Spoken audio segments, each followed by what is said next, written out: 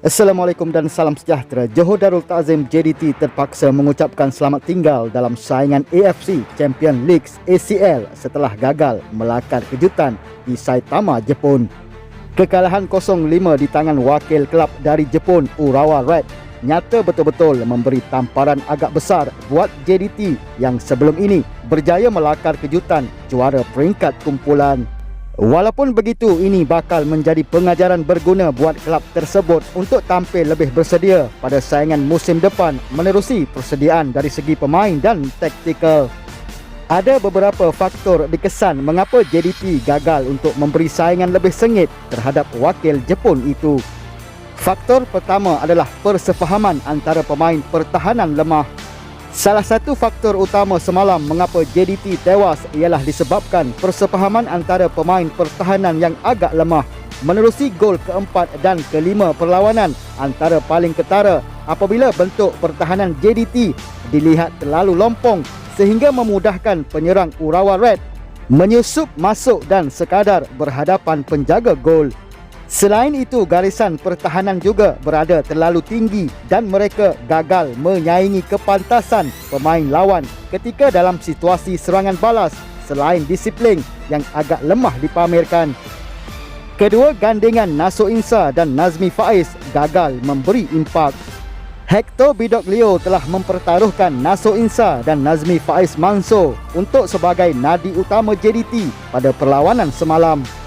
Malangnya mereka gagal untuk mengawal kawasan tengah dengan baik sehingga memberi ruang terlalu lama buat Urawa Red untuk mendominasi di ruang tersebut.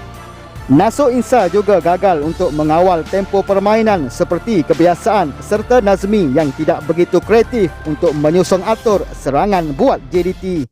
Faktor ketiga, serangan tumpul. Trio serangan Fernando Forestieri, Bergson Dal Silva serta Arif Aiman Hanapi gagal untuk memberi impak menerusi ketajaman mereka pada perlawanan semalam. Tindakan Forestieri yang berada terlalu jauh ke bawah untuk membantu pemain tengah telah menyebabkan Bergson terkapai sendirian di bahagian atas. Malah Arif Aiman juga tidak mendapat banyak peluang terbaik buat dirinya untuk membuat larian deras ke dalam petak penalti selain terlalu mudah dibaca pergerakannya oleh pertahanan lawan. Secara kesimpulannya, ramai sebenarnya yang masih kurang jelas dengan strategi yang digunakan Bidoglio selain membawa kesemua pemain import ke dalam kesebelasan utama. Selain itu, kemampuan pemain tempatan untuk beraksi di peringkat antarabangsa juga nampaknya menjadi bualan penyokong. Perkara itu juga mendapat perhatian seorang pengguna Twitter dari Jepun, Teriyaki Good 87, yang menyatakan bahawa kelab JDT terlalu berharap kepada pemain import. Pemain tempatan yang beraksi untuk JDT juga sangat teruk, katanya. Jika diimbas kembali pada perlawanan semalam, ini merupakan satu pengajaran dan proses pembelajaran baharu juga buat pasukan lain dalam saingan Liga Malaysia selain JDT. Seperti diketahui, JDT sukar ditewaskan dalam saingan domestik dan perlawanan semalam membuktikan pasukan tersebut begitu mudah ditewaskan oleh wakil dari Jepun.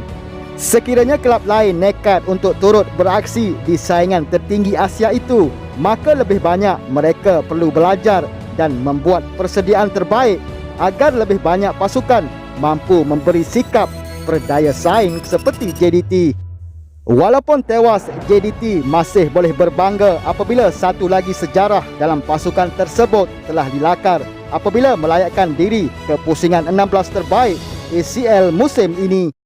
Sekian, terima kasih. Teruskan bersama saluran YouTube Awang Studio untuk perkembangan terkini bola sepak Malaysia. Jumpa lagi di video akan datang. Salam hormat dan Assalamualaikum.